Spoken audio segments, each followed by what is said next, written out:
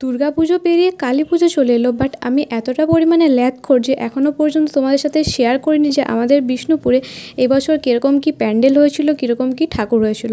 যদিও সেগুলো আমি পুজোর সময়তেই রেকর্ড করেছিলাম, বাট আমি সেই ভিডিওটা এডিট করার মতোই সময় পাইনি। তো সেই জন্য ভাবলাম যে আর দেরি করা যাবে না, এবার যদি দুর্গাপুজোর ভিডিও আমি কালী পুজোর পর আপলোড করি সেটা তো আর হবেই না।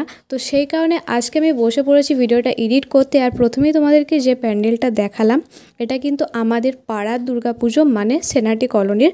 তো তোমরা দেখতেই পেলে প্যান্ডেলটা কতটা সুন্দর করেছে। আর এখন তোমাদেরকে আমি ভেতরের মণ্ডপটা দেখাচ্ছি, যেখানে গোপেশ্বর মঞ্চ, যদুভট্ট মঞ্চ, এই দুটো মঞ্চ করেছিল, যেখানে সঙ্গীত পরিচালনা করা হচ্ছে সেটারও দুটো মূর্তি করেছিল। আর ঠাকুরটাও তোমরা দেখতে পাচ্ছ বেশ সুন্দর করেছিল। আমরা কিন্তু বেরিয়েছিলাম সেদিন ষষ্ঠীর দিন, আর দুপুর দিকে বেরিয়েছিলাম, তো সেই কারণে প্যান্ডেল একটু ফাঁকা তোমরা দেখতে পাচ্ছ। না হলে সপ্তমী অষ্টমী এইসব দিনগুলোতে আমাদের বিষ্ণুপুরের প্রত্যেকটা প্যান্ডেল এত পরিমাণে ভিড় থাকে যে বলার মতো নয়। আর এই যে মণ্ডপটা তোমরা দেখতে পাচ্ছ, এটা হচ্ছে আদিযোগীর যে মণ্ডপটা করেছে, সেটা কিন্তু করেছিল শালবাগানে। একটা শর্টসে আমি তোমাদের সাথে এই প্যান্ডেলটা শেয়ার করেছিলাম, বেশ সুন্দর করেছিল। আর তোমরা দেখতেই পাচ্ছ এখানে ঠাকুর, সেটাও খুব সুন্দর করেছিল, যেমন তোমাদেরকে আমি বলেছিলাম। আর মায়ের সামনে এখানে নন্দী মহারাজ বসে আছে, তো বেশ সুন্দর। তারপর এই প্যান্ডেলটা করেছিল ময়রাপুকুরে। ময়রাপুকুরেও প্রতি বছর বেশ ভালোই করে, আর এই বছরও কিন্তু আদিবাসীদের থিমটাকে তুলে ধরার চেষ্টা করেছিল। আর এই হচ্ছে এখানের প্রতিমা। তো এখানের প্যান্ডেলও বেশ সুন্দর করেছিল। আর দেখতেই পাচ্ছ এখানে তোমরা ছৌ নাচটাকেও তুলে ধরা হয়েছিল, তো বেশ সুন্দর এখানেও থিম করেছিল। তারপর এই যে প্যান্ডেলটা তোমরা দেখতে পাচ্ছ না, এটা রসিকগঞ্জ বাস স্ট্যান্ডের প্যান্ডেল।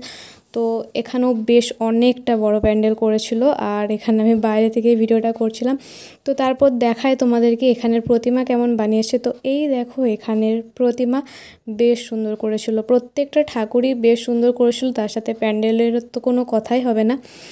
আমাদের বিষ্ণুপুরে প্রত্যেক বছরই প্রচণ্ড সুন্দর সুন্দর প্রত্যেকটা পুজো মণ্ডপ হয়, তো এবছরও হয়েছিল। আর এখন যে তোমরা প্যান্ডেলটা দেখতে পাচ্ছ, এটা হচ্ছে বইলাপাড়াতে করেছিল, মানে স্ট্যাচুর ওখানে যে বইলাপাড়াটা, আমাদের এখানে দুটো বইলাপাড়া আছে, তো আমি মাঝে মধ্যে কনফিউজ হয়ে যাই।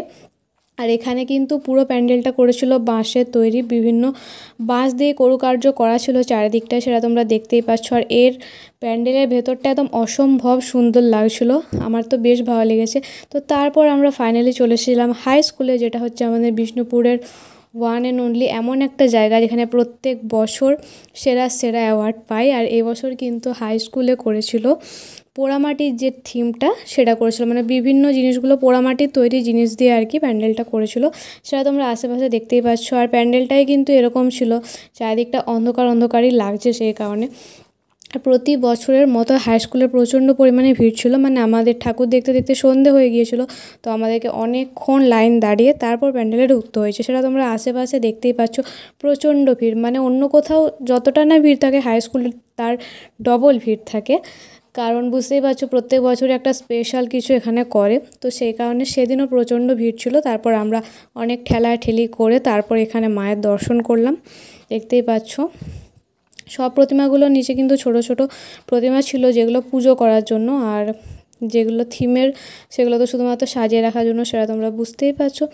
তো তারপর অনেকক্ষণই আমরা এখানে ছিলাম, ছবি টবিও তুলছিলাম, আর চারিদিকের ভিড়টা তোমরা দেখতেই পাচ্ছ। এবার তোমাদেরকে আমি আরও কিছু পোড়ামাটির যে মূর্তিগুলো বানানো হয়েছে সেগুলো একটু দেখিয়ে দিই। তো বেশ সুন্দর করেছিল প্যান্ডেলের ভিতরটা, সেটা দেখতেই পাচ্ছ, খুবই ভালো ছিল। আর এখানে দেখতেই পাচ্ছ চারিদিকে খালি মাটির হাঁড়ি দিয়ে সাজানো হয়েছিল, বাইরে থেকে একদম পুজো মণ্ডপের ভেতর পর্যন্ত চারিদিকটা, তো বেশ সুন্দর লাগছিল। আর এখানে দেখে নাও আরেকবার কাছ থেকে তোমরা, এই যে ছোট মূর্তিটা দেখতে পাচ্ছ, এটাতেই কিন্তু মায়ের পুজো হয়। তো তারপর হাই স্কুল থেকে বেরিয়ে আমরা চলে গিয়েছিলাম তিলবাড়িতে। আর তিলবাড়িতে এবছর করেছিল পুরোপুরি লাইটের প্যান্ডেল, বেশ সুন্দর করেছিল এবছরও। তো এখানে আমি যাচ্ছিলাম, তিলবাড়িতেও বেশ ভালো করেছে। হাই স্কুল আর তিলবাড়ি যেহেতু কাছাকাছি, তো হাই স্কুল থেকে বেরিয়ে আমরা তিলবাড়িতে চলে গিয়েছিলাম। আর এখানেও অনেক ভিড় ছিল, তো তারপর আমরা এখানে মায়ের দর্শন করলাম। আর এই প্যান্ডেলটাও বেশ সুন্দর করেছে, ভেতরটাও অনেক সুন্দর, সেটা তোমরা দেখতেই পাচ্ছ। প্রত্যেকটা পুজো মণ্ডপই খুব ভালো করেছে। আর এতদিনে হয়তো তোমাদের মানে এবছর পুজোর থিমগুলো কী করেছিল সেগুলো আস্তে আস্তে ভুলে যাওয়ার মতো অবস্থায় চলে এসছে, কারণ এত দিন হয়ে গেলো পুজো শেষ হয়ে গেছে। বাট আমার ভিডিও দেখে তোমাদের আবার মনে পড়ে যাবে। তো এখানে আমি একটু পাখার হাওয়া খেয়ে নিচ্ছিলাম, যেহেতু একটা চেয়ার ফাঁকা পেয়েছিলাম। তো এখানের মতোই আজকে আমার ভিডিও এন্ড। তোমরা জানিও তোমাদের কোন পুজো মণ্ডপটা বেশি ভালো লাগলো, অবশ্যই কিন্তু কমেন্ট করো।